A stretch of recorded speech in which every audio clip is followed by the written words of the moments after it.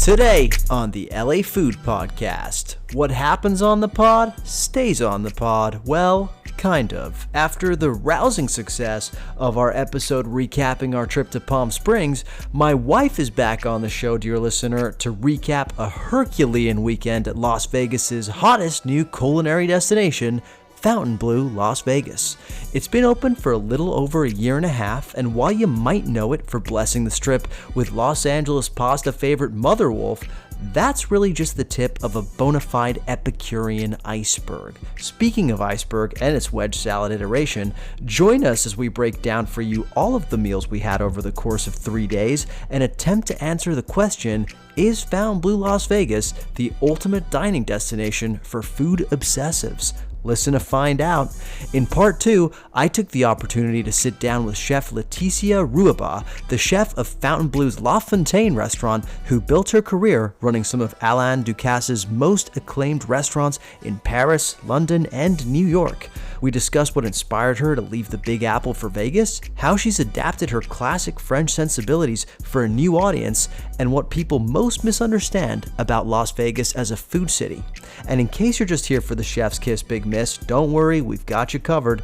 My wife and I cover the latest controversy at Cracker Barrel, an annoying new requirement the California legislature is about to put on restaurants, and the viral cocktail that's taking the US Open by storm. A reminder that the LA Food Podcast is part of the Acquired Taste Media Network. Be sure to listen to our sister podcast, Stacando with Bill Esparza, and please leave both of our shows reviews and ratings wherever you listen to podcasts. As always, I'm your host, Lucas Servodio, and without further ado, it's time to chow down.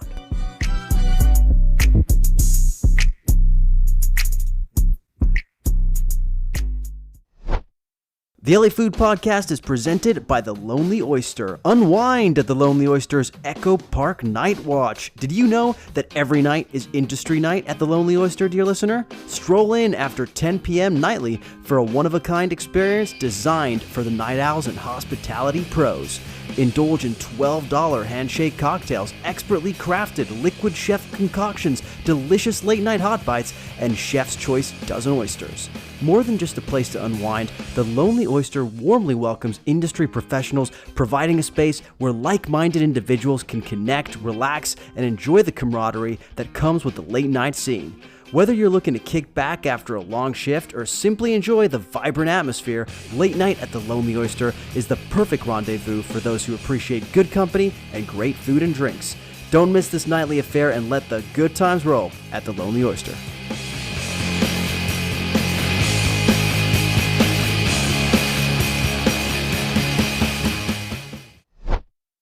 Welcoming back to the LA Food Podcast. By popular demand, one of the most, I'll say, celebrated guests that we've had in recent memory. I'm talking, of course, dear listener, about my wife. How you doing today? Well, better after that introduction. I like that.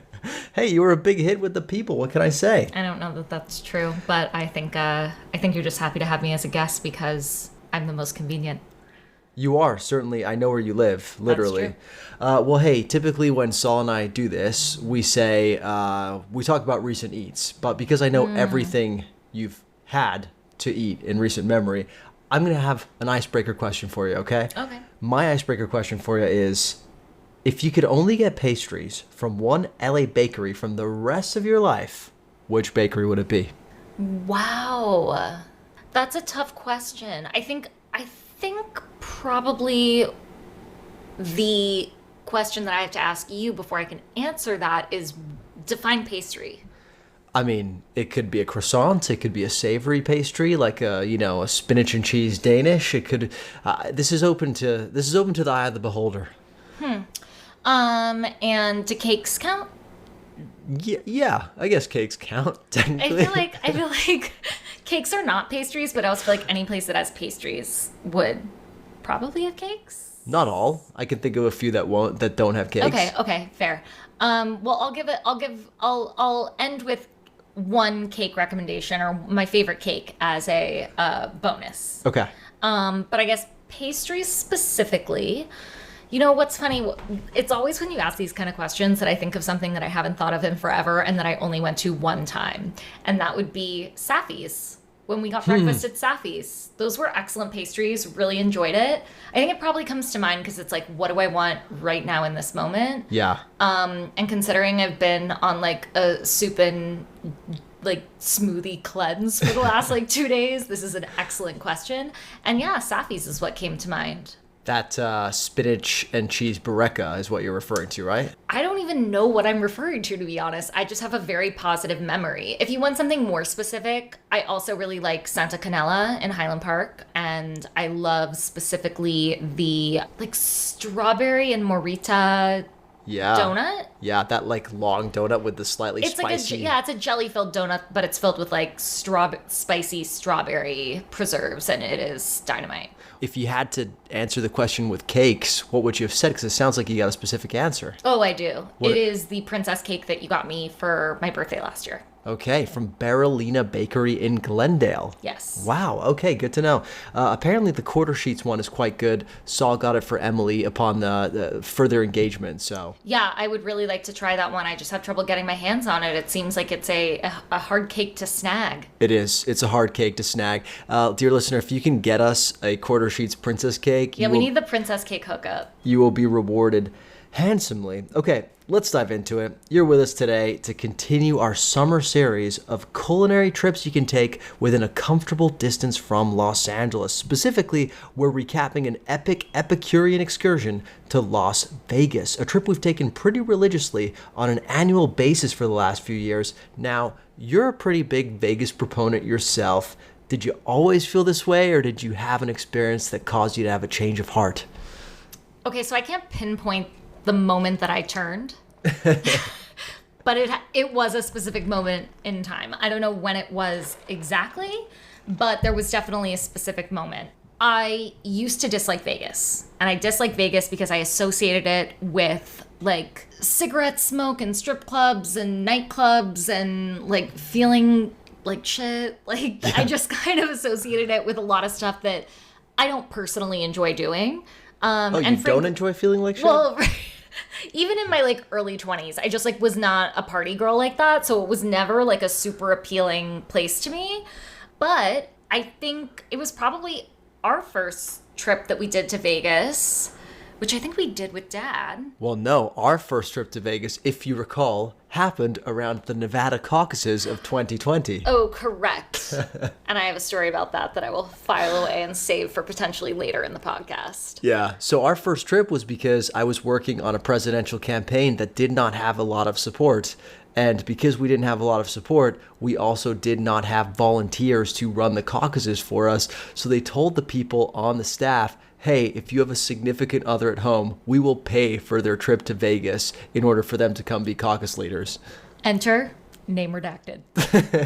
AKA you, my wife. You made it a hell of a caucus leader. I remember you winning, I don't know, maybe like half a vote for our candidate. I don't even think that. They were like, I don't really want to vote for that candidate. And I was like, okay. That's fine. I get it. It was just like, I was there. Yeah. But I wore the shirt. I showed up. Yeah. And we had some pretty good meals that time. We went to Lotus of Siam. Yeah. Excellent spot. Excellent spot. Yeah. A spot that we've returned to since. And you still love it. Yeah. I took you to a bakery that had pork buns last time. Uh-huh. That was a lot of fun. Yeah. It was like a really cool little bakery in a strip mall. Yeah. I don't know why I did that. I must have just had a hankering for pork buns. I think you saw it on TikTok somewhere. That would make sense. That would track, yeah. So, recent trips, we've always stayed at the Park MGM, and you've always enjoyed that experience. What have been some of your favorite meals besides Lotus of Siam and these pork buns, which I think was at a place called Sun Valley Bakery or something like that? Wow. Yeah. You're good. I know, I am, unless that's incorrect, in which case I'm not good. But what have been your favorite meals other than that? In Las Vegas? Yeah. On previous trips that were not this trip? Yeah. What a niche and difficult question that involves a lot of memory recall for me. Yeah, I'm just trying to set the scene here. I know, I'm just like, I'm not like a savant for meals where you can remember like a bite you had like 12 years ago in like a random city. Well, then you, my dear, are on the wrong podcast. Clearly. I mean, Lotus of Siam you mentioned, which is a great restaurant. We've done Best Friend, Roy Choi at the Park MGM. That's a lot of fun. Definitely not a meal you can have like on a regular basis.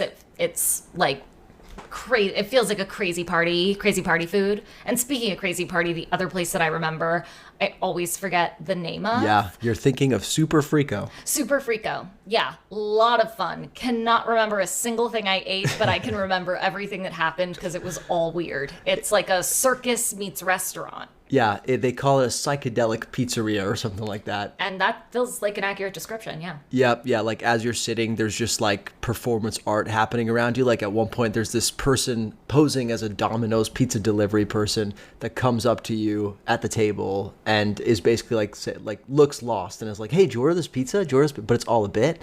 Yeah, we had tableside mozzarella. I remember. Yeah. We had like Detroit style pizza. Yeah, I remember the bites. But this time, we didn't stay at the Park MGM for the first time in years, actually. We stayed at another hotel that caught our eye recently. It's one of the more new hotels on the Strip. It's the brand spanking Fontainebleau. It opened up in December of 2023, 16 years after first breaking ground, actually. And let me just say, I think the wait was well worth it because the end result is quite a sleek hotel. I could be wrong. I don't think that there's like super frequent openings of new hotels in Vegas. Like especially on the Strip, like because they're massive. Like to build them and to come up with these concepts and do it all is a huge project. There are no like boutique Vegas hotels. Well, there probably are, but you know what I mean. On the Strip, like these kind of like brand name hotels, it takes a while to build these things out. Their entire production. So I think this one is one of the newer ones, and you can tell because everything is just like immaculate, so well thought out, like really, really well done.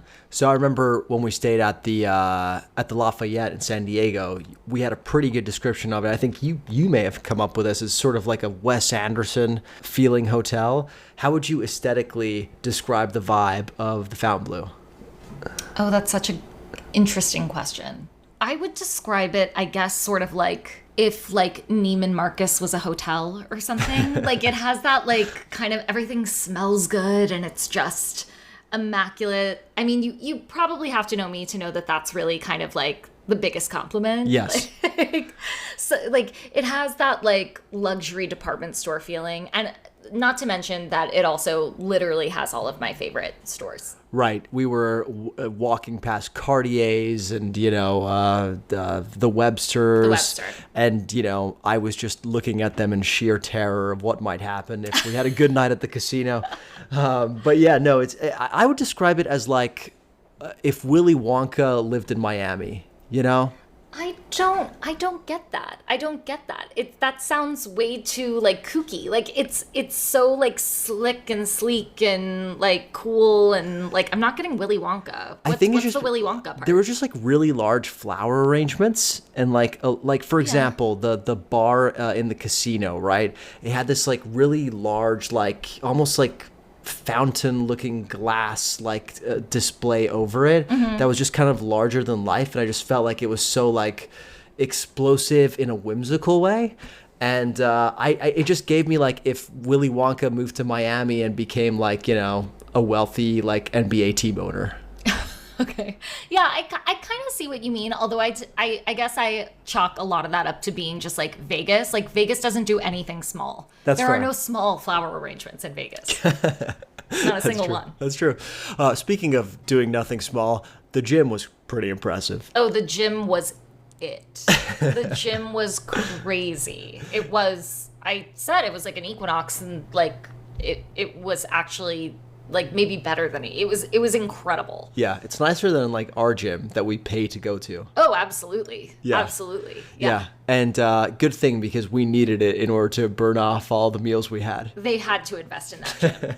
The way they invested in the food there, they have to invest in the gym as well. Absolutely. Yeah. Well, speaking of food, let's get down to it. As you'd expect, dear listener, we had every meal planned down to a T. We kicked things off with dinner at China Club. That's China spelt with a Y. It's Richard Chen's restaurant, who, if you're not familiar, is the first chef to earn a Michelin star for Cantonese food in North America. Now, in the past, we've been fans of Mott 32 when it comes to Peking duck, but I think China Club may be making a stake for best Peking duck on the Strip.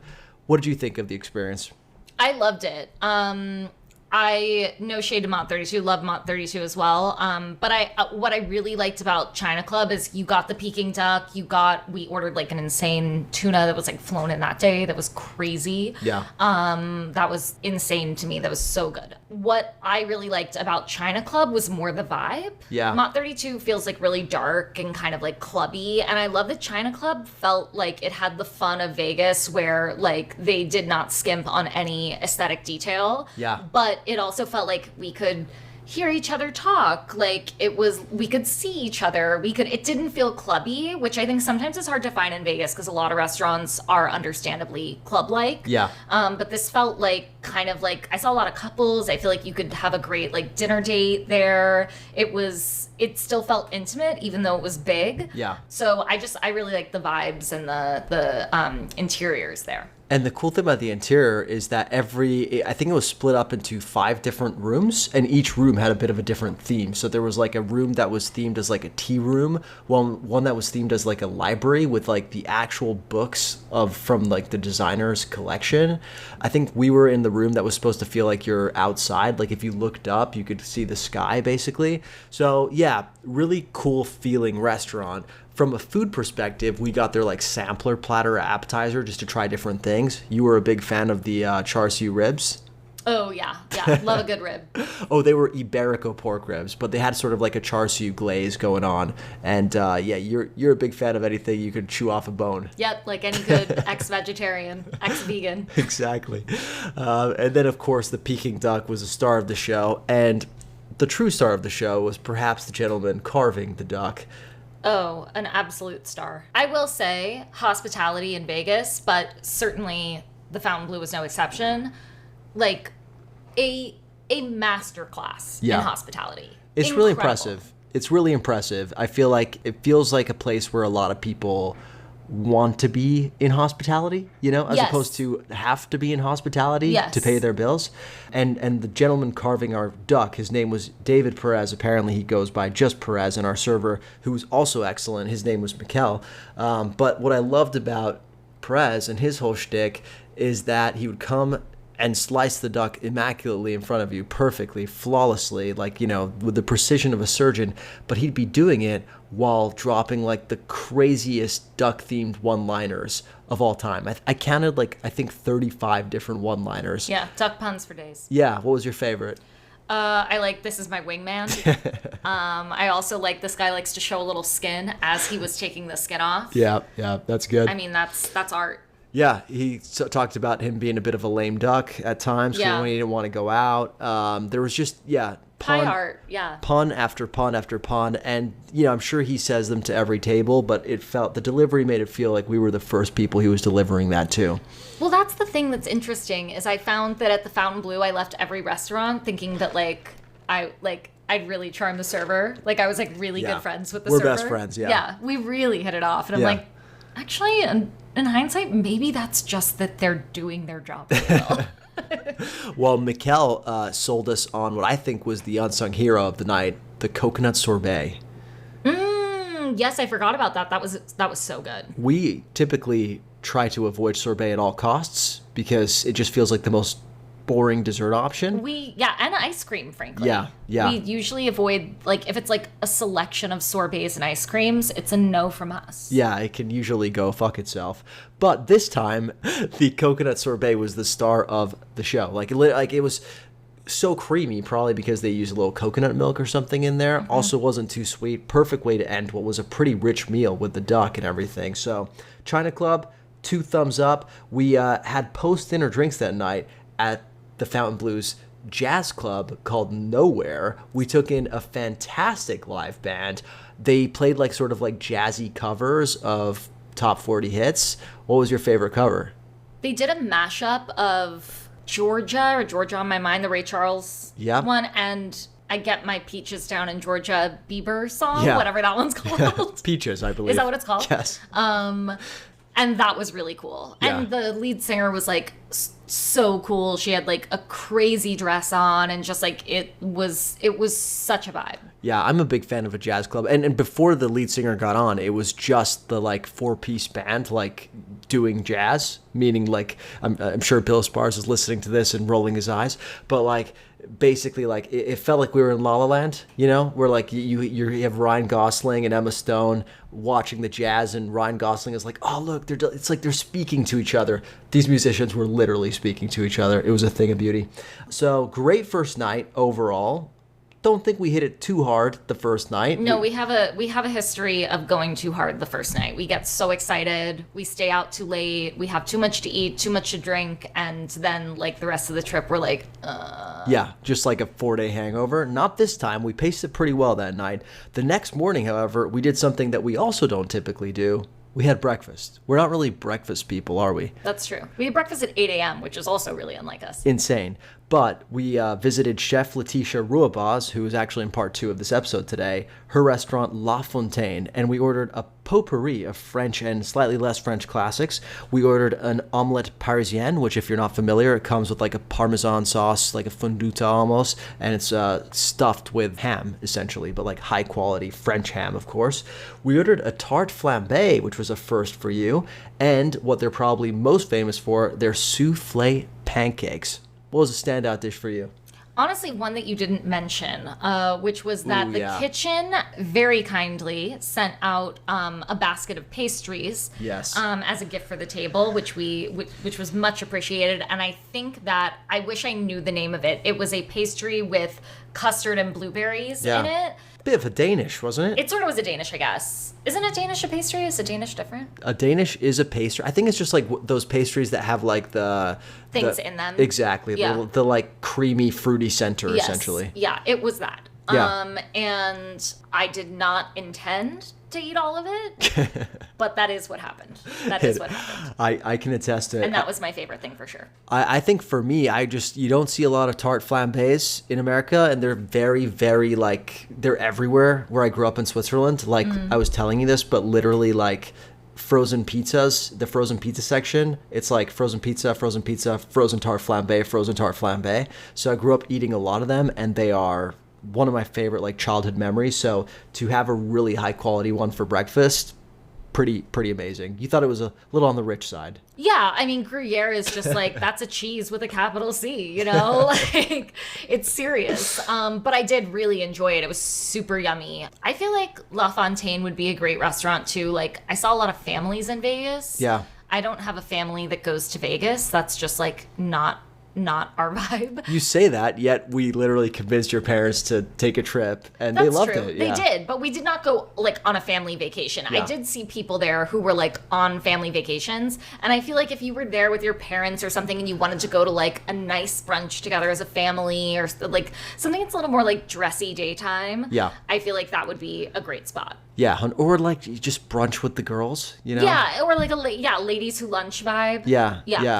And the other thing is like, you know, you think it's just a brunch spot, but yet you're eating food from a chef who trained under Alain Ducasse for 8 years and like ran his restaurants and stuff. And it's a serious pedigree behind your breakfast food. Well, that's why we ordered the omelet. Yeah. Because you wanted to have the best, most classic, real omelet you could get. Yeah. And you had it, and it was insane. Sublime. Yeah, I never order omelets at breakfast spots because I'm always let down. Now, I know that not all cultures make their omelets or their, you know, sort of like egg dishes that need to be like shiny and like not brown, like perfectly like, you know, smooth. A lot of cultures like to have them a little more browned.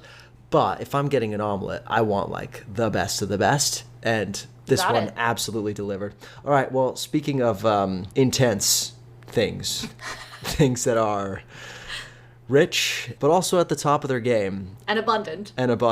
Our lunch was a bit of a marathon. We took a couple hours after La Fontaine. I imagine this is sort of what like training for like Nathan's hot dog eating contest is like. Yeah, pretty much. In case you didn't know, dear listener, there is an exceptional food hall there. Not food court, food hall. It's called Promenade Food Hall. And it has a lot of exciting and enticing options, so much so that for lunch we decided we're just gonna like meander around the hall and try something from each place. How hard can it be? You know, we'll just try one thing from every place. One thing. Yeah, it ended up being a situation where we tried way more than one thing from each place and ate way too much of everything because it was all so damn good. To remind you what we had, in case you blacked out during it like I did. I don't know that I want you to remind me. We had a truffle burger with raclette and potato matchsticks from Capon's, which we couldn't say no to some chicken tenders and waffle fries on the side. And I hate myself for confessing this, but also an excellent strawberry milkshake. Oh yeah, where there was a strawberry milkshake involved.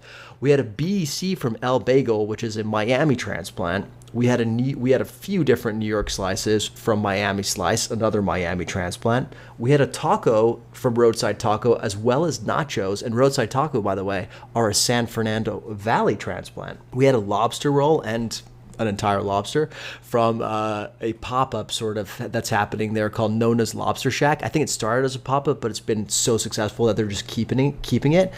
And we finished things off, what was probably my favorite bite of the entire, maybe day, honestly.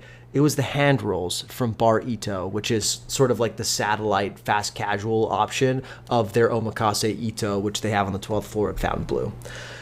I think you're forgetting one. Am I? Yeah, the one thing that I think is actually scheduled to open when this episode airs, which is the new, I remember it because it was one of the only things I felt like, this will fix me, that I ate that afternoon. But the smoothie bar. Oh, of course. There is a collab smoothie bar with Symbiotica, which sells those little packets, vitamin packets at Erewhon, which I've used, are great. And Symbiotica partnered with Fontainebleau to do the smoothie bar, and they are also making, I think, acai bowls and that kind of stuff. That's true. And those were really good. They had like a Hailey Bieber dupe smoothie. Yeah, it was good. I'd never having had the Hailey Bieber smoothie, but only having heard Father Saul describe the Hailey Bieber smoothie, this tasted a lot better than what he described. He described like it was just really sweet. I've heard it's really sweet. I actually haven't had it either, but this was really good. This was like very like yogurt forward, actually, so it had like a nice tartness to it, so it wasn't too sweet at all. Yeah, we felt like that was going to heal us. But look, my question for you regarding this food hall crawl, if we want to call it that, at what point during the crawl did you begin regretting your decision to marry me? Honestly, before the crawl, no. I did not regret marrying you, but I definitely always, several bites in, realized that I'm taking too big of bites. Yes. So it goes. I once again learned the lesson of pacing myself. I knew you were in trouble when the strawberry milkshake hit the table. Oh, that was like, yeah, we're done here. Like, yeah. I could have had the entire thing and gotten another. It was so good. Very good milkshake from Capon's. Okay, top 3 bites of the crawl ranked. 1, strawberry milkshake. From Capon's.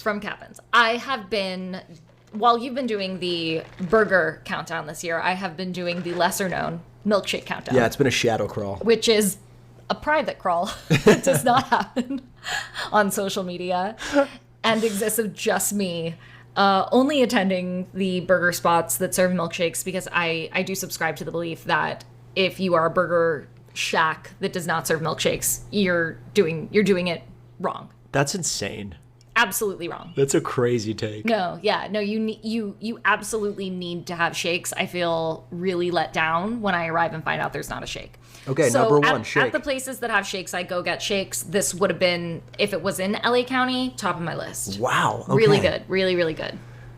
Number 2, I would say I loved the lobster roll. And apparently that place has been a big hit. Before it was Nona's Sandwiches, and they were doing like focaccia sandwiches and stuff. And now it's the Lobster Shack, and that's been really popular apparently. And I can see why I really liked the lobster roll, and I liked the crab dip there too. The bread there was insane, and it reminds me like how crazy it is that they make all of the bread for every single property within the hotel, whether it's a, Fontainebleau original or whether it's one of these like licensed or partnership restaurants, they make all the bread in-house. At their bread shop, which apparently is like in the bottom of the hotel, is operating 24 hours a day, and is like a straight up commercial kitchen that must be making the most bread of any single kitchen in the world. It's really impressive, actually. If you see a dish with bread on it or that involves bread at this resort, you absolutely have to order it. Okay, what's your 3rd bite? Probably the pizza. Wow, Miami Slice. Miami Slice. They had a bacon and leek pizza. Really good. That was good. My top bite, I'm just going to give you my top. The spicy scallop hand roll from Barito. I mean, first of all, they have this like packaging sort of maneuver that's ingenious. Oh, yeah. They are living in 2075 and Yeah. we are in 2025. It comes in like a really cute, like it's giving sugarfish box, but the hand rolls, they're packaged in such a way that you essentially have to finish rolling them yourselves. And by doing this, the nori remains crispy. Yeah, part of the nori is like wrapped in a like a cellophane envelope, and the rest of the cellophane kind of wraps around the rest of the hand roll, so they give you directions as to how to roll the rest of the hand roll when it comes out of the cellophane packaging, which keeps the nori crisp, and it's so good. Yeah, and just elite. Like, I don't even really like spicy tuna, and their spicy tuna banged. It had a little bit of yuzu in there, so it just wasn't like a mayo bomb. So Barito is something I would definitely revisit next time we're there. And you know this, I'm not a sushi guy. I know, and I'm a huge sushi gal. I like that they have that option too. I mean, I think that the Fontainebleau also, like, it's setting itself apart in that sense for, I think, like, if you're a foodie or that's like part of the reason that you're visiting Vegas, which it should be. I'd like to get to that later. But I think that, like, that is what is so nice about the Fontainebleau is the food hall, all the restaurants that are from other places, the bars and restaurants that they have only at the Fontainebleau, like the exclusives. There's so many things there if you're into food to try. And I really like that the food hall had a sushi option, because I feel like so often sushi is only something you can get at like a fine dining restaurant. So to have like a really like chic to go option was really cool. Or gas stations. It's like fine dining or gas stations. It's hard to find the in between. Yeah, gas station sushi should not be a thing. Like, we don't talk about that. Like, we should. That's how bad things happen in society when we don't talk about them, okay? All right, look, we took a breather, we got a workout and a nap in, and then we rallied for dinner that night, believe it or not, even after eating this extravaganza. We had dinner at Don's Prime, the property's signature steakhouse overlooking the casino. Before we get to the food, do you want to spare a quick word for the hospitality here? just like how good it was. Yeah. Yeah. Especially like everybody was Don. Oh, yes. Yeah. I don't know what it was, but everyone there was Don, the namesake of Don's Prime. Yeah. Every single guy, I was like, oh, that's got to be Don. Yeah. It's because they all like walked around with such like a sense of pride and ownership and excitement to share this property with you. It's like, oh, this must be fucking Don right here. Not to mention, they just all looked like their name was Don. Yeah. Hard to argue with that. Food-wise, so this is, classic, like a little bit classic American steakhouse, but with a bit of, definitely modernized touches. It was honestly like, the light fixtures and whatnot, it felt a little Hillstoney, which is... I was going to say, it's like a Hillstone, like, on steroids. Yeah, which is amazing. Like, from the service to the food to, it was just like a well-oiled machine. Yeah, really, really great in that sense. Food-wise, we were blessed with their bread service. We ordered their wedge salad with massive lardons of bacon. We had an off-the-menu burger, which had bacon and a fried egg on top, and a table-side presentation by the chef himself. I woke up the next morning thinking about that burger. Which is saying a lot, given the fact that we didn't even order it. And I'm not really that into burgers, honestly. Yeah, wish you had told me that before I did this. We ordered the Snake River New York strip, and per your request, we got a side of mashed potatoes, and we finished the meal with their tableside chocolate mousse. My cholesterol level just spiked reading that. You already said, but it sounds like the burger was your highlight? The burger is what I woke up thinking about. I don't know why. It was excellent. It was so good. But now that you're walking me through what we had, I'm not sure that it was even my favorite bite. The steak was nuts. It was like one of those steaks where you're like, oh, like this is why people go to steakhouses. Yes. This is why steak is considered like its own a delicacy. Cuisine. Yeah. It was insane. I loved it. I think my favorite bite, though, now that I'm thinking, I loved the wedge salad, but I actually think maybe my favorite bite, now that I'm thinking about it, was the bread service. Oh, that bread service. So they had like these little almost like braids of pretzels, but the star of the show was this like cheesy Parmesan, like ooey gooey thing. It was like a monkey, like a savory monkey bread. Yeah, it was nuts. That thing alone could have probably been a meal unto itself. I tried to make it one, Yeah, it was that thing was really good. I think my favorite thing was probably the wedge salad. I mean, you can judge a good steakhouse on the quality of, yes, obviously it's steak, but even if you don't have the steak, quality of its wedge salad, its sides, and its martinis, right? Yeah. That's my opinion. Okay. Well, it's also fact. It's funny. It feels like all your opinions are found. Well, that wedge salad, it had the perfect amount of dressing. The dressing was interesting enough. There were some interesting touches in the dressing that made it, just like took it over the top. But those lardons of bacon were so huge, texturally speaking, and in terms of adding that like meaty, savory goodness, it was just a perfect salad. I don't even know if you can call it a salad though. We wrapped the night with a nightcap at Collins, which is actually a bar that I think was named to like the Esquire list of best bars in America. Yeah. It's a really cool spot. It's like right off the casino. And there's a pianist playing at most nights. The pianist plays like in sort of like a very like fast jazzy style. He looks like he sounds like he's playing and trying to finish the song before the cigarette stops burning. You know what I'm talking about? Like, yeah, and he looks like he's not playing at all. He is like just full. He didn't even look at his hands one time. Yeah, it was second nature. Yeah, it was very impressive, and he played some banger covers, including "Always Be My Baby." But we had what I think was my favorite cocktail of the entire trip here. I was gonna say I thought that was your favorite cocktail. It was excellent. I know it was probably your favorite cocktail too, because you kept drinking mine instead of yours. That's right. And that's why you get married, folks, to drink the other person's cocktail. It's called the Hit Squad. It is a clarified punch, milk punch, which is one of our new favorite things. It's Dos Hombres Mezcal. There's a splash of Pinot Noir in there for color. There's a little bit of strawberry kefir, pamplemousse, lime, and Thai chili to give it a really interesting kick. And it did have that kick. You could taste that kick. Yeah, it was really good. Insane. It wasn't too sweet. It had a nice tartness to it, a little bit of bitterness from the pamplemousse. Of course, it has that kick. And I don't know. I'm really into the like texture that milk punches get. Yeah, they're like so velvety. Yeah. But they're also not. They're not like viscous. Yeah. They're smooth. They're smooth. They're yeah. not heavy, but No. they still retain that velvety quality to them. Yeah, milk punches are in. Milk punches are in, guys. You heard it from her specifically. All right, our last full day kicked off with a cute little healthy brunch at their poolside restaurant, Le Cote. We then chilled at their Sun Club to the dulcet tones of Metro Boomin working the ones and twos. But our flagship meal of the weekend was at a restaurant we know rather well. I'm talking about Evan Funky's Mother Wolf, one of the flagship restaurants here at the hotel. I read in some of the coverage around Fontainebleau is that it was considered one of the buzziest restaurant openings of the last recent years on the Strip. Now, let's start here, babe. What have some of your past experiences with Evan Funky restaurants been? I'd specifically like you to take us back to Felix in 2017. Okay, so I'm not a foodie. I don't know a lot about food. I'm just along for the ride, right? Like I'm just your average gal out here following her man around LA while he eats 100 of whatever each year. And you have always had a deep passion for food. So you had told me that you wanted to go to Felix, and I was like, all right, fine.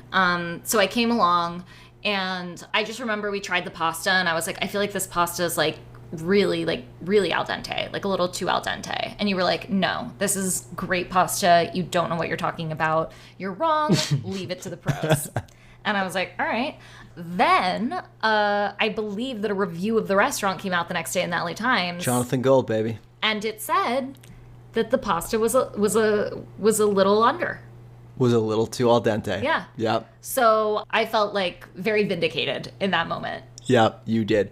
But since then, we've had other Evan Funky experiences. We went to Mother Wolf together, actually, the Hollywood version, not too far after it opened, back in 2022, I think we went.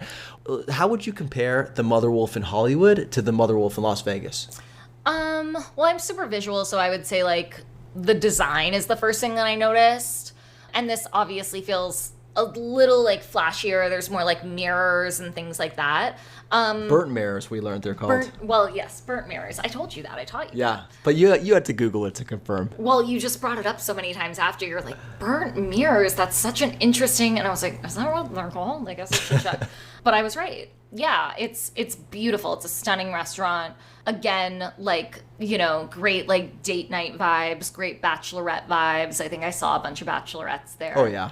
It was stunning, but definitely bigger than the Mother Wolf in Hollywood. Definitely like a bigger, more... It's Mother Wolf Vegas style. Yeah, but that's funny because like Mother Wolf in Hollywood is a big restaurant. I know, which says a lot. Yeah, I think, you know, I've always said that Mother Wolf in Hollywood feels like a Las Vegas restaurant. So, I don't know that I agree with that. Oh, you know, I'm from Rome, you know, so... Oh, okay. I've been to Rome, and Okay, Mr. Study Abroad. yeah, exactly. But like, I just feel like the decor and everything of Mother Wolf Hollywood feels like a restaurant that's trying to like really convey Rome in whatever way possible. I think it's trying to do vibes, and I think it's accomplishing that. I think it's super vibey. I love the interior of Mother Wolf in Hollywood. I love it. And Vegas, I feel like, is just like a bigger version of that. It's just like it's a more grand sort of expression of the same idea. All that to say, I was just saying that to say I think it feels really appropriate in Las Vegas. Yeah, like that does. sort of like Yeah. over the top opulence really matches what you're going for in Las Vegas. Yeah. So like to me, like finally it felt like Mother Wolf is at home in Las Vegas in a way Yeah. that I haven't really felt it is in Hollywood sometimes. Definitely when you're outside of the one in Hollywood, you do not expect what you walk into. Yeah. Because it's very unassuming from the outside, and then you walk in and you're like, whoa. Yeah. And Vegas, it's probably more kind of fitting into kind of what a lot of the restaurants feel like in Vegas, which is whoa. Yeah, and it delivered on the whoa. So food-wise, we ordered the mortazza, which is that like, I think it was viral like a year or two ago. It's basically like that folded over pizza with the beautifully folded mortadella inside with burrata and pistachios. I'd always wanted to try it, so I'm really glad we did. We got their arugula salad, which is I always order anytime I go to Mother Wolf. I absolutely love that thing. That was so good. I don't know if that's because we had eaten our body weight in bacon at that point or because it was just that good, but the salad hit hard. Yeah, and it's so simple. I think it's just lemon, olive oil, and really good cheese. But I think that that's where you can really tell the quality of the ingredients. Yeah. Because, like, we make arugula salads at home all the time, and they don't taste like that. They don't. I take that personally, but they do not. We ordered the battuta di manzo, which is basically their beef tartare. It's got these like beautiful crispy little artichokes sprinkled inside, and it's got obviously the egg yolk, which you mix in yourself. I love that. That was so smart. I'd never seen the crispy artichoke pieces in tartare. It was a very Mother Wolf way of adding texture. I liked it. It was so good. We ordered the supplì al telefono, which you are a big fan of every time it's like anytime we see a supplì on the menu, you have to have it. Yeah, exactly. And then for the pastas, we ordered the rigattoncini alla vaccinara and the linguini al limone. Mm-hmm. So I feel like this time you had a bit of a pasta redemption. I did. The pasta cook was perfect. Loved both the pastas, but the vaccinara was the best one, I thought. Like, for me. Like, and again, probably my meat bias as a ex-vegan. Yeah. But I just it was like a braised, like ragu. It was just... Vaccinara is a braised oxtail. Oxtail, yeah. It was so good. It was pretty special, I'm not going to lie. Even though we were so full by that point already because of the entire day and weekend, like it was hard to stop eating that one. Yeah. And I remember ordering that one the first time we went to Mother Wolf, and I remember it, yes, the pasta being very al dente and it being a little too salty, honestly. Like maybe the braise had been a little too concentrated. I don't remember the first time I went to Mother Wolf. This time it was perfect. It was so good, yeah. It was so good. And yeah, it tasted very homey too. Like it tasted rustic. Like it really felt like it had been cooked all day. Like it had that kind of feel to it, where I think that's part of what makes it so kind of addictive. Yeah. Or Moorish. Yeah. Moorish, you love to say that. I do. That's one of her favorite phrases, dear listener. Quick appreciation corner for our server Joe. Love Joe. Joe was a true gentleman. Absolute, like, he was just such like a welcoming guy. And he also, like, servers have to know when they can share personal details with their customers. Sometimes it's not appropriate, Where is this going? Well, I don't remember. Like, we asked him, he's like, thank you for making my Friday. It was his, I think it was like technically a Saturday night, but for him it was his Friday. He was about to have a weekend. He said, thank you for making my Friday so easy. You guys were so nice. And this weekend I'm just going to go see my daughter play t-ball and stuff like that. Oh, that was sweet. That was sweet. It was a very sweet moment of connection. And I feel like that is an art as a server to know when you can attempt those moments of connection and when sometimes it feels forced, and that's when it's the most awkward. No, the problem in Vegas is that it never seems forced, so I think that I have a new friend for life every time I leave the restaurant, and I do not. They were just doing their job. I don't know, man. I feel like if we ran into a jam in Vegas and we asked Joe for help, he would help us. Joe was a sweetie pie. Yeah. All right, well, that brings us to our last morning in Vegas. By the last day, we were in pain, I'm not going to lie. It was a pleasant pain, but pain nonetheless. We ended with a dim sum experience at a restaurant called Washing Potato, which is also helmed by Chef Richard Chen of China Club. How would you describe the setting? I thought the setting was kind of unique. It was really cool. It was like a concert venue or something. Yeah. It had like a lighting, like rigs and everything. Yeah. I'm trying to think of what you call that. Yeah, it looked like the lighting rigs on a stage above the restaurant, above like a stage in the forum or something. Can you tell that neither of us did AV? We were both very much on stage. You know what's funny? I think I did do that, and it's killing me that I can't remember the vocab. Yeah, and the actual seating was all elevated on a stage of sorts. Yeah. That took up most of the restaurant, but the seating is all elevated, which I don't think I've ever been to a restaurant that had a setup like that, and it was really cool. Yeah, and then all around you, there's sort of like kitchen stations. Well, like there's the open kitchen, of course. Well, it's behind glass, but it's pretty, like you can see into it. And then there's like the dumpling station where like shumai are being made and stuff. Mesmerizing. You could watch somebody do that all day and talk about like a calm kitchen environment. Those are usually the most peaceful environments. So soothing, especially on our last day. We ordered like a lot of the like basic dim sum classics, plus we got some congee with chicken and mushrooms to really like soothe the soul. We got some beef chow fun, and of course we got those like Hong Kong style like egg custard tartlets for dessert. Highlight for you?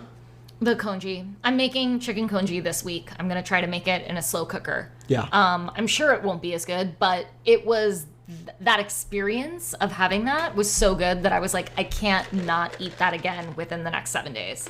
I have to make it. It was healing. It was. And that is something that I thought was so cool about it is I did not think dim sum and think like nourishing and healing. And it so was. They have 8 different kinds of Chinese teas. Like they bring you hot tea.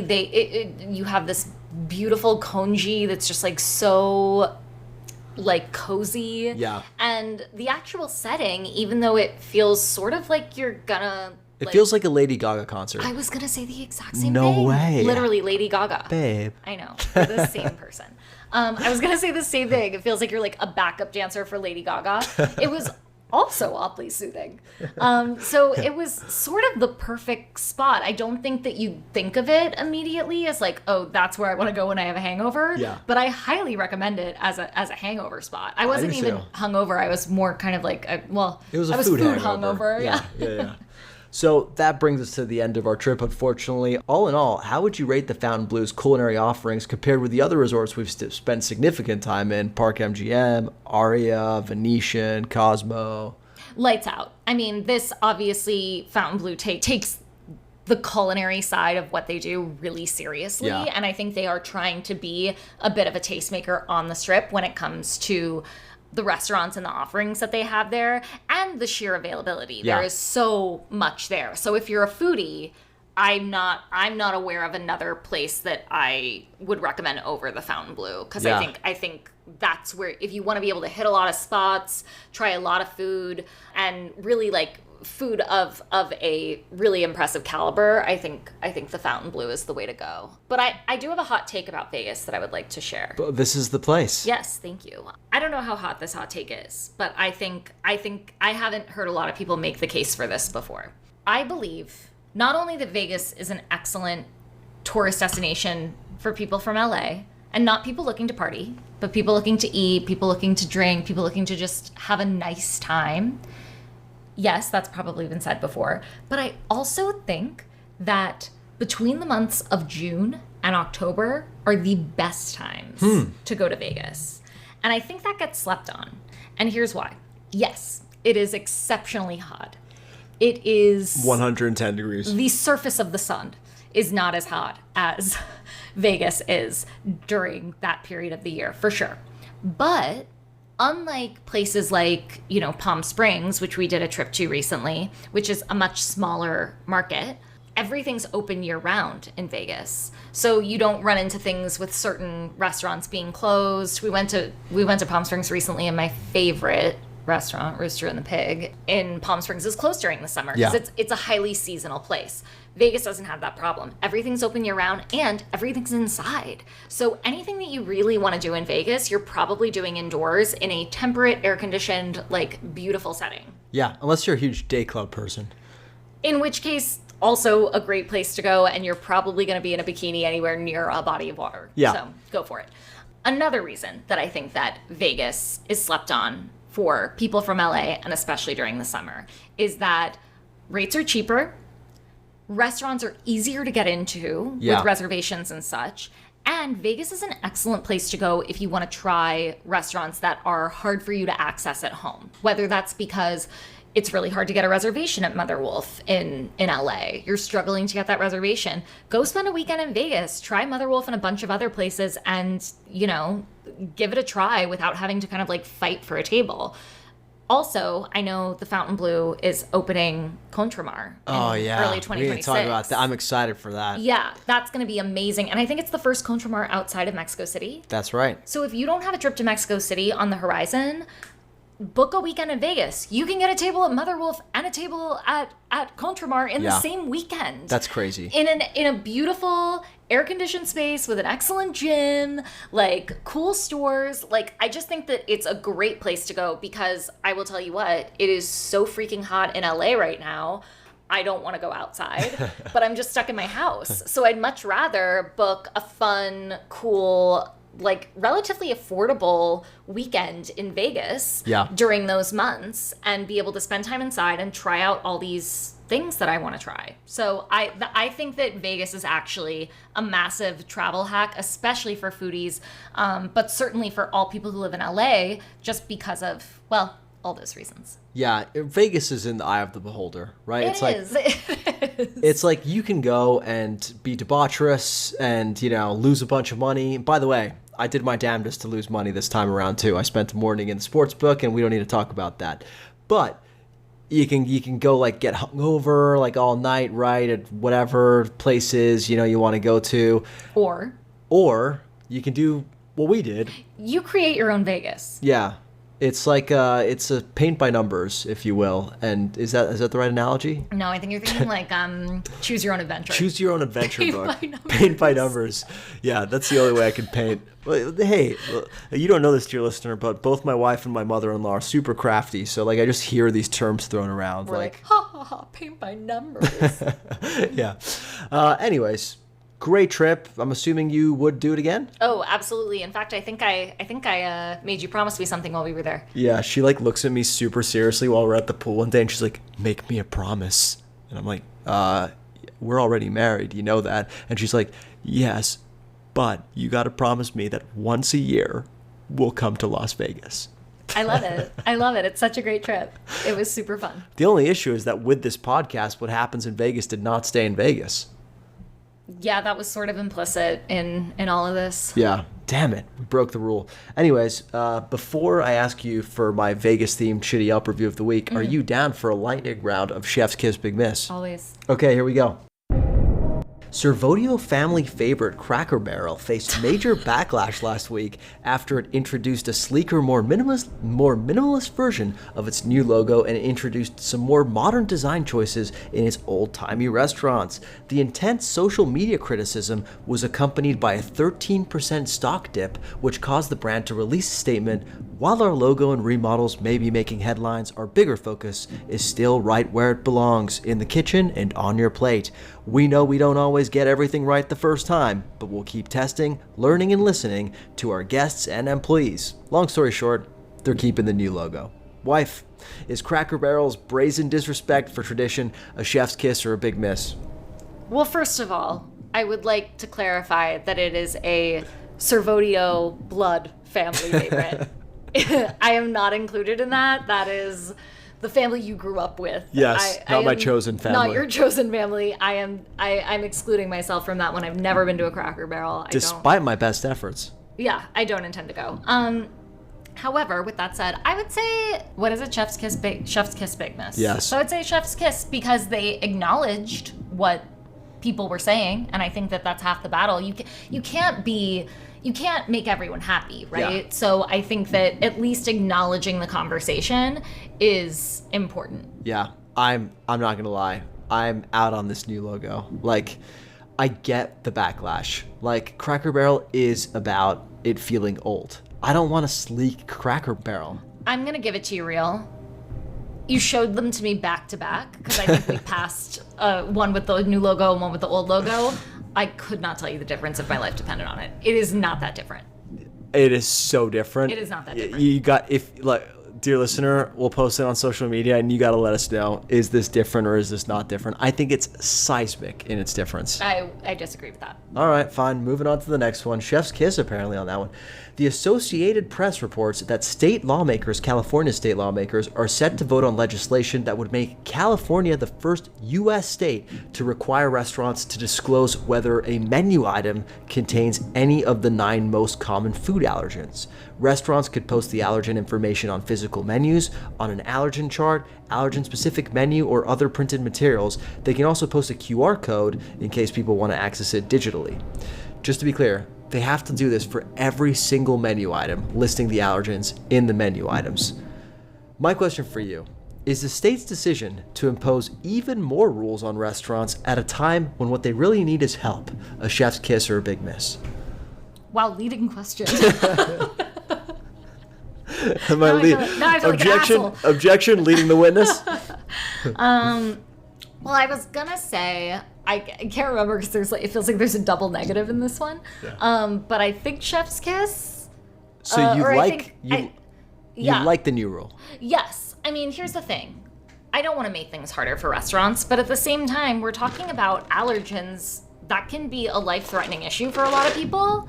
And I follow a girl on TikTok who has so many food allergies and so many conditions that she can only eat a certain brand of oats and baby formula. And she has learned how to make all these different things out of it.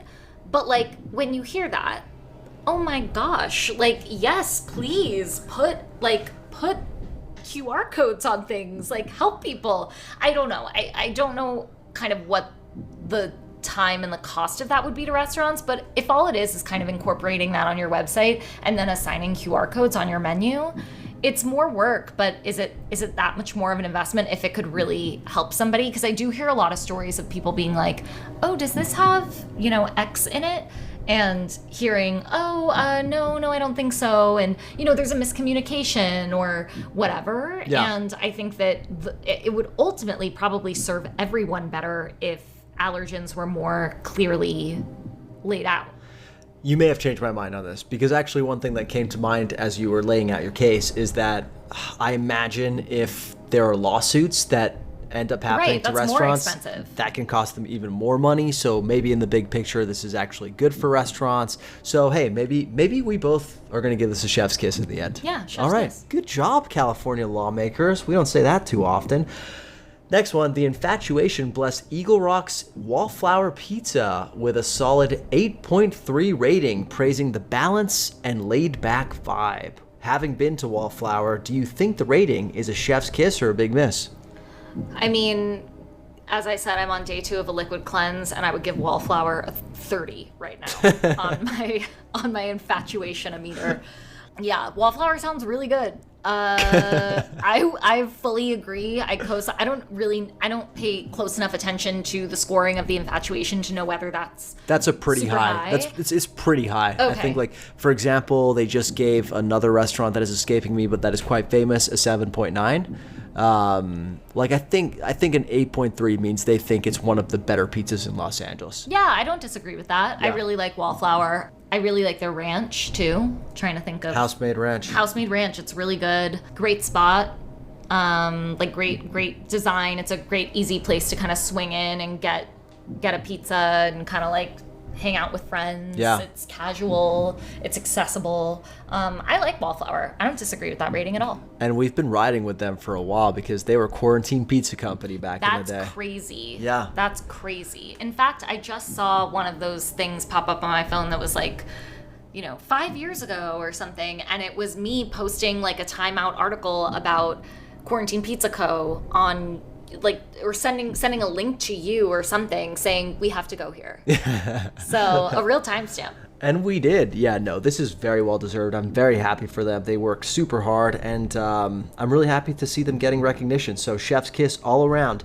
Final one for you, babe. As the US Open gets underway, the New York Times wrote a long-form piece exploring the tournament's famed Honey Deuce cocktail. It's a sugary tart mixture of lemonade, Grey Goose vodka, and raspberry liqueur served in a plastic commemorative cup and garnished with melon dew balls. Nikita Richardson reports that last year fans drank 556,782 of these things, generating $12.8 million in revenue and making it the most profitable cocktail in sports. But from a gastronomic perspective, does the honeydew sound like a chef's kiss or a big miss? I think chef's kiss. I've always thought that cocktail looks so fun. I want to try it. I think the melon ball thing is pure genius. Little tennis balls in your drink. Cute. Yeah. You love. I remember you telling me. I want to try that. I want to try this. I think you saw Paige. DeSorbo? No, Paige Lorenz. Oh yes. Yeah. Like we just know so many pages. So many pages. But yeah, I think you saw Paige. You saw her drinking it and were like, I really want that. Yes, I saw. I mean, it's all over the internet during the US Open, and every time I see it, I'm like, that's fun. I'd like to try one of those. Having said that, you read all the ingredients and I blacked out, so gastronomically, I'm not sure that I could tell you. It's basically like a lemonade raspberry vodka. Is it vodka that's in it? It's vodka. It's Grey Goose. Grey Goose, okay. Yeah, high quality. No, that sounds pretty good. I mean, it's probably like very refreshing. US Open happens in New York in like a very, hot, humid time of year. Yeah. So I think it sounds good. Okay, we're in on the honeydews. Chef's kiss. Chef's kiss. I think you gave nothing but chef's kisses this time around. You're being nice today. I'm in a good mood. Good. That bodes well for me. You got a shitty Yelp review of the week for me? The Vegas themed shitty Yelp review of the week takes us back to 2020 during our first trip to Vegas, where we were there for the Nevada caucus, and I asked you about the strip caucus. I was hearing lots of people talking about the strip caucus. Didn't know a lot about that, and I said, what is the strip caucus? What is that? Like, is there a different caucus that's happening? Like, what is that? And you told me very seriously and very honestly that the strip caucus was a caucus that was held at the strip clubs for the strippers because their jobs did not allow them to attend the caucus at the normal times, which upon reconsideration does seem unusual in that I imagine they mostly work during nighttime hours, and the caucuses are usually held in the mornings or during the day. So the idea that they would be unavailable in the morning to attend that feels weird. But regardless, I ate it right up. I totally bought it, only to later find out, and for you also to only later find out, as somebody who was there in a professional capacity, who was at the Nevada caucus in a professional capacity, it was news to you that the strip caucus is actually for the Las Vegas Strip workers. Yeah. The people who work in hospitality on the Strip in Las Vegas. Yeah, so like people cleaning rooms, people cooking, like, yeah, I got my workers confused. Yeah. And that makes way more sense because their schedules might not allow for that. And I think the idea is just that, yeah, they can't, the Strip can't lose all of its hospitality workers to an event like that all at once. To democracy all at once. So they had like a special caucus for people who work on the Strip. Yeah. And that does not include strippers. Although when I heard this, I was like, how is there not like a movie about this? This is crazy. Like they do a caucus at the strip clubs? Like, wow. I thought it was so fascinating, only to find out that it was complete bullshit. So how many stars are you giving me for that one? I'm giving you 0. That was your job. It's true. Get it together. Sorry, I got it confused with the exotic dancer caucus, which doesn't exist either. I don't have a shitty Yelp review of the week for you, I don't think. Because I'm perfect. Yeah, you've been pretty perfect. So just thank you for accompanying me on this pretty insane culinary trip to Las Vegas. And thank you for joining us on the podcast once again. Dear listener, if you like what you heard today here, please tell us so we can have her back for another one. Yeah, I won't do it just because you asked. She needs I'll need the people. Convincing. She needs the people to convey that popular demand. Thank you for having me. It was a lot of fun, and I think that's our best trip to Vegas so far. I think I agree. Yeah. Yeah. Well, thank you for joining us. We'll be right back after the break with Chef Letitia Roba of La Fontaine at Fontainebleau, Las Vegas. Dear listener, I made a deal with my wife. She let me start a food podcast and eat ungodly amounts of noodles, pizza, sandwiches, and more under 2 conditions. One is that I never utter her name. The other is that I find ways to be healthy outside of my work in food. Being the fantastic partner I am, I found a few ways to up my health game. I exercise almost every day, I try to sneak in salads for lunch whenever I can, and I only ever snack on healthy foods. The macadamia nut has become an essential part of my daily routine with the best omega-6 to 3 ratios in the nut game, 8 times better than pistachios and 20 times better than cashews. At houseofmacadamias.com, they've got a bunch of different macadamia products that you can enjoy, like savory and sweet snack packs and chocolate-covered snack bars. One of the problems with macadamias I've found is that they can be expensive, but I'm solving this for you, dear listener, because as of today, all you've got to do is head to houseofmacadamias.com and use code LAFOOD to get a 10% discount on a healthy snack that also happens to be delicious. So what are you waiting for? Head to www.houseofmacadamias.com/discount/LAFood and go nuts. All right, ready? Let's go. So who do we have the pleasure of speaking with today?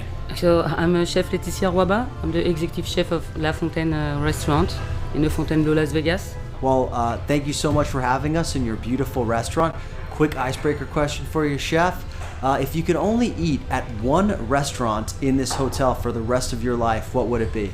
Probably mine. No, there is a lot, but I would say what? Mother Wolf. Yeah. I really like this one. What's your favorite dish of Mother Wolf? Multiple things. I like the bread they serve at the beginning. The pasta, they are like wonderful. Yeah. Everything is very, very good actually. Yeah, I love that you said that because we're a Los Angeles podcast primarily, so it's cool to see Mother Wolf here and people liking, Los Angeles flavors. Do you ever get to Los Angeles? Yeah, I went, but not in Mother Wolf. Yeah. Just I went in vacation. Yeah. Next time. Next Sure. time. Well, hey, as you mentioned, you're the executive chef of La Fontaine here at Fontainebleau in Las Vegas. One of the biggest and most exciting hotel openings in recent memory. How have you found the challenge of working at this restaurant and in this, city compared with your past experiences running some really impressive kitchens in New York, London, and Paris? Yeah, I know some people, they ask me this question. I was in New York after 7 years, after COVID, and I met my chef who hired me like 2 years before the opening. Yeah. Maybe more actually. And I was very focused on Benoit in New York and with Mr. Ducasse. So I wait for the after COVID we saved the restaurant, and at some point I became like, okay, let's go, let's do my own things. Like, I'm 40 years old. It's 17 years I work with chef. So I was like, I spoke with Chef Andrikas and I said, maybe it's time now, right? And it was agree, and I always had support, so it was time. And the chef, they hire me, I call them, I'm like, let's go, I'm in. Yeah. And I left New York in May 2023. Yeah. And I came in immediately in Vegas. So did Chef Ducasse try to stop you at all when you were like, hey, maybe it's time for me to go out on my own? No, I mean, probably he wanted me to stay, probably, but he was not saying that. But Yeah. yes, I get why he wanted me to stay, probably. So he was very happy for me. He is very happy, actually. He came 2 times here. No way. I think he's proud. Yeah. Because we are doing a great job. That's amazing. That's really cool. And what about like the city, the choice of Las Vegas? You know, did you ever think you would come and open a restaurant here? So I was not thinking that. I was coming on vacation, you come, you party, Yeah. and you are living, but I love it here. I love living here. This is my thing. I love the heat. I love gamble. I love everything about this city. Yeah. And I really love this hotel. La Fontaine is a wonderful place to work. I'm like, this is 2 beautiful years for now. That's amazing. Yeah. And so you say you love gambling. What's your favorite game? Yeah, I'm crazy about slot machine. The Frankenstein one. I'm having money, actually. I'm lucky.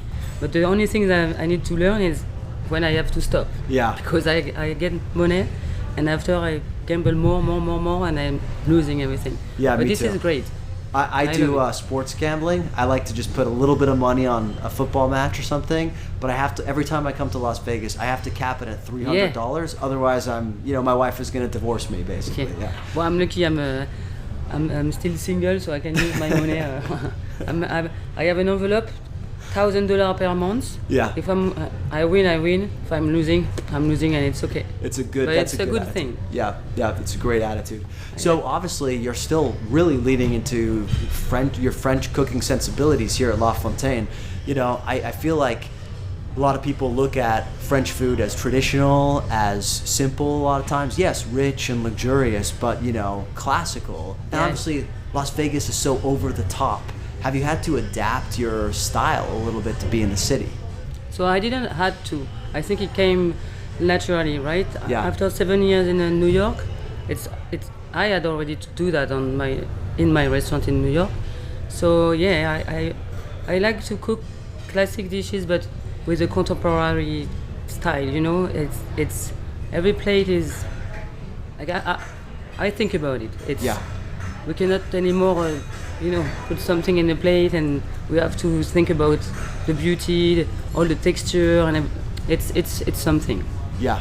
It's basically you're meeting the moment of where you are, but seemingly relying on what you already know in a lot of ways. Yeah. And it's a breakfast brunch place, right? So I was more doing like the Michelin star food, like dinner place. So Yeah. it's okay. We adapt perfectly the mix of being refined, but not too much. Yeah. Adding some American dish, because obviously we are in Las Vegas, so you cannot have only French dishes, right? So it's fine. We did it. That's awesome. Well, I wanted to zoom out a little bit and learn a little bit about, your beginnings in the industry and how you got into this line of work to begin with. You've said in previous interviews that you always knew you wanted to be a chef. Yeah. Now, when you think back to the kitchen as a kid, when you knew you sort of were like, this is for me, what is the food memory you think of? Yeah, I was attracted by the ingredients. I was finishing the pan with the pastry cream. I was Yes. finishing the coulis of something, the apple compote, everything she was cooking. My mother, I was here and doing it with her.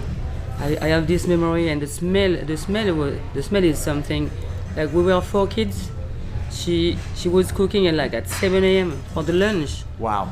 And after lunch, she was cooking for the dinner. We never had something frozen, right? Always fresh. So you wake up and basically you smell like garlic, thyme, and meat, and Yeah, this is crazy. The Yeah. smell is something like I remember. So when you smell those smells, it brings you right back there. This is my best smell ever. Garlic, thyme, and the bacon. They are here. Garlic, thyme, bacon. So it's kind of perfect you're now doing breakfast brunch, right? Because that's like, you get to smell that every day probably. Yeah, that's good. Well, so, you mentioned, Chef Ducasse, you spent so much of your career in his orbit and in his restaurants. How did his philosophy shape the way you cook today? I think this is a great person, very, very like so talented with so many knowledge. I knew probably nothing when I met him, and I became, I think, a strong chef because I like to learn, listen, and I think he is speaking more about naturality, right? We have to respect the food ingredients, we have to respect the entire nature, animals, like vegetable, everything, and we have to respect the human as well. So cooking with less salt, less sugar, less, like you have no fat, like at least a minimum. So when you think about everything, you are like, okay, like let's remove this, let's stop to put butter, put the olive oil, and make it like more healthy for everyone. Yeah. And what I learned and what I love about chef is it was not focused only on one thing. So after we touched the chocolate, coffee, ice cream, biscuits. So it's not being just executive chef and cooking or whatever. You have so much knowledge. It's this. I mean, he never stop, and he make us never stop as well. So it's never boring, right? Yeah, you're always learning, you're always pushing. Yeah. It's interesting because I feel like with, the sort of general perception of French food is butter, lots of salt. Yeah, this is, every day I speak with my guests, every table I'm trying to. Yeah. And when they speak like that, and I'm like, there's France, and you cut France in two. No, it's more cream, butter, but it's good. This is very, very good, but it's rich, right? Yeah. And south of France is more like, French Riviera. Yeah. So olive oil, beautiful vegetable from the garden, tomato, fresh tomato. I mean, fish. Yeah. There is two parts. But both they are delicious. Yeah, that's very interesting. No, I think that's an important reminder because especially in this country, we often just think about the north and the dairy and everything, but that southern French sensibility, it's very similar to Italian and Spanish in a lot of ways. So yeah, and this is because there's a part Normandy in France. Well, this is the part for the butter, the cream, and so it's north. All the north they are using it. So we talk about how Chef Ducasse influenced and taught you and impacted your career, but how did you learn to sort of put your own spin on things? Because I imagine as you're working in restaurants that are owned by this very iconic figure, exactly, right? It must be hard to find your own voice in that kitchen. What is your own voice? He was always confident. I think when he decided to give the chef position to someone, he knows we have a personality. We already have an idea, right? Yeah. He never asked us to cook like him. He always shared all the recipe and the techniques. So, for example, the first one when I opened Alar in 2013, it was a French bistro, with a big history of woman in kitchen, chef, right? Yeah. And I had to take the whole recipe from this Madame Allard, the one who opened this restaurant. It was like 1932. Wow. And adapt those recipes on like 2013, right? Yeah. And I had my touch, and I had all the techniques I learned from all the chef I worked with before, and we make something completely crazy. Yeah. We became the best bistro in Paris the first year, and it was like wow, like crazy. And same when I went in New York, he decided to change the concept of Benoit, so more contemporary. Yeah. New chef, and Yeah. I redesigned half of the menu because there is a lot of classic, and we don't want to change it because people in New York, they want to see that when they come in New York, right? And after I put like half of the menu, contemporary stuff. It was a big success as well. Like very. Yeah, Michelin I'm star. very proud about that because chef is like that. He lets you do. If it's wrong, he will give you the right direction Yeah. to follow. But it was the good. I think it was the good direction. That's awesome. And it's true leadership, right? Because it's Yeah. it's not just control. It's letting you figure out what's your way. And we learned a lot how to manage, being a good leader. Yeah, we learned everything. It's a very complete formation. And when you go out of this, yes, I think we are some good chef, right? Oh yeah. I mean, if you look at the tree of chefs who have come from Ducasse restaurants, it's incredible. It's interesting. You mentioned you putting your own contemporary spins on the 1932 recipes from Allard. What's an example of a recipe that you sort of reimagined? I will say it's the same as Benoit. So there is some dishes you cannot do anything, right? The escargot, the bœuf bourguignon, but you can do those recipes and how you plate, how you finish. It can be like more. It's refined. Yeah. So we were doing the pâté en croûte, but we were doing the best pâté en croûte in Paris by the meilleur ouvrier de France in Paris, Arnaud Nicolas, I remember, and it makes the difference. Yeah. And in Benoit, we were doing our own pâté en croûte from a beautiful recipe from Lucien Tendré, and I went like on the final world championship with that. Wow. And I was representing US because I was in New York. So I left US, I went to France to represent US, but I'm French. But it was good, crazy. That's what was that like to represent the US even though you were French? Yeah, because I won the final things in US. Yeah. So I have to represent US in France. That's It funny. was funny. That is funny. Well, thank you for representing the Of US. course. How about at La Fontaine? What is a dish if diners come here for one breakfast or one brunch and they only have one dish to really understand you as a chef and to experience, your touches, what do you recommend they order? I will say the more popular one is the soufflé pancake. Yeah. Like people, they come for that. There is a technique on it, right? Yeah. I don't know if it defines me as a chef because I like to push, the level on and make something really refined. Yeah. So this menu is like, I will say it's easy. Yeah. But everything is like well performed, right? We are not doing just an omelette, and the omelette has to be smooth, beautiful garnish, outside, inside, shiny. I will say, if you want to come in La Fontaine, you just order something, and you will see the level of the fruit plate is not a fruit plate, cut in piece and put in a bowl. It's plated. Yeah. It's a Beautiful. composed. Yeah, composed. It's I gotta say, that's extremely confident. You're just like, come in, order whatever you want. It's gonna be fucking amazing. Sometimes it's not easy. It's not. You have to make sure the team is like doing the right, but they are doing well. We are working hard. That's really cool. Well, I can attest to that. We had breakfast here this morning. We ordered an omelet, the tarte flambé, which is something you don't see a lot in America. Yeah. And then there's we had, of course, the souffle pancakes. And we just picked the first three things that looked good on the menu. And they were each like show-stopping brunch dishes. So You actually pick the signature, or those are the most sold item. Really? The lobster Florentine, yeah. Oh, okay. Next time we'll get the lobster Florentine. Yeah, please. Noted. So I'm interested to learn a little bit more about your time in New York. What did New York teach you as a chef? I went to London 1 year, but it's completely different. It's Europe, right? So when I came here, I was not speaking English at all. So I had to work hard on this. And I think what I learned is, there is it's our culture being chef us. And when I came in New York and in Vegas as well, I felt like people, they just want to work, okay, and having a salary at the end of the week, right? And I had to forward my passion to the team.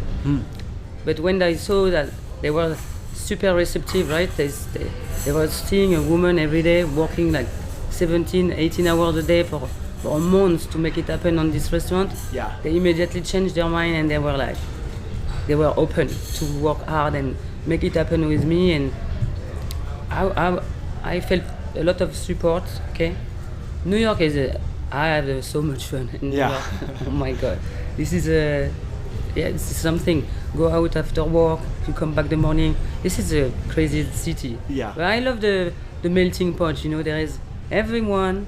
There is so much restaurant, so much like, you know, the ethnicity. This is a beautiful city. Yeah. I loved it. And did Benoit already had a Michelin star when you went to go work there? No. Only Benoit in Paris has a Michelin star. Okay. We, at some point, they said we almost had it, but you know, there is a story. We don't have to. We can if you want. No. But apparently we were almost having one, and we didn't. Yeah. But the restaurant was full every night, every lunch after. I mean, we don't need like, we were like super. People know restaurant, Benoit restaurant, so it's okay. The most beautiful star is when you come in your restaurant every lunch and dinner and it's full. Yeah. You can have a Michelin star and your restaurant is empty. You know, this is, so it's okay. Maybe one day. It's very true. We have, in Los Angeles right now, a lot of restaurants are closing, including restaurants that have 1, 2 Michelin stars. So it's true. Sometimes the most important star is making people happy and having them in your restaurant. So that's really cool. Really well said.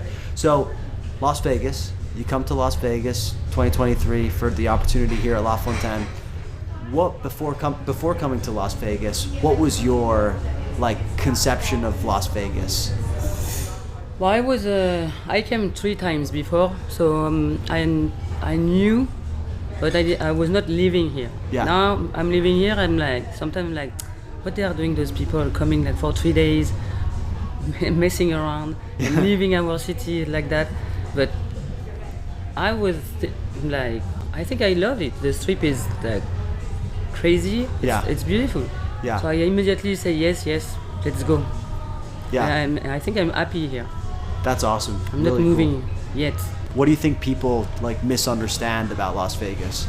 I don't know. I think there is something happened after COVID, right? For Yeah. everyone.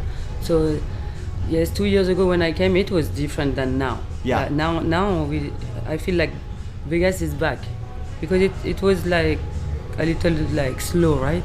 Yeah. It's a partying city. Yeah. You come in Vegas, you party, you enjoy. I saw something like on Instagram 2 days ago. They said like when you come in Vegas, you go back and you are very happy. Yeah. The people, they need to come here to be happy, and after it's okay. We can go back on our life. That's cool. It's a city to have fun, right? Yeah, and rediscover your joy, your happiness, and everything. I think. Yeah, that's awesome. We don't need to think. And what they say, like, what happened in Vegas, stay in Vegas, yes. Probably. But the happiness comes home with you. Well, look, we usually end our interviews by asking our guests what their 3 favorite LA restaurants are, but obviously we're in Las Vegas, so I gotta ask you, what are your 3 favorite Las Vegas restaurants I like right now? a lot of restaurants.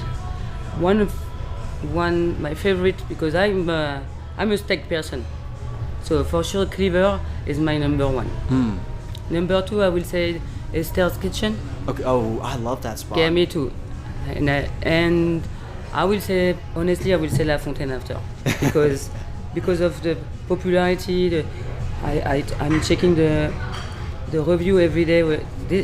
People love it, Yeah. and I love it as well. And I cannot eat here, so we have a problem now. Yeah. But I think it is.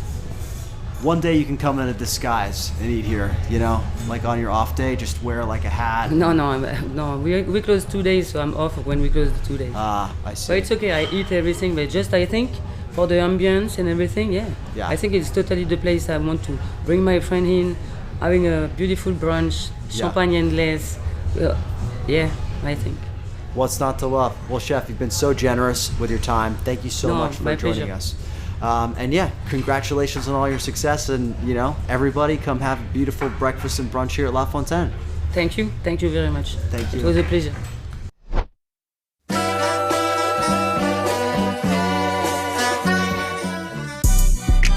Thanks for listening to another episode of the LA Food Podcast. Thanks to Leticia Ruaba of the Fountain Blue in Las Vegas, for making the time to speak with us. And thank you, of course, to my dear wife for also joining the pod for a second time. I think she's getting a taste for it, dear listener. If you like what you heard here today, please go to wherever you listen to podcasts, leave us a rating, review, subscribe. Seriously, all that stuff really means the world to us. We'll be back next week with another epic episode, but if you're looking for me in the meantime, you can find me on TikTok, Instagram, Threads, YouTube, and even our website at the LA Countdown. You can also find us on Instagram at It's Acquired Taste and at acquiredtastemedia.com.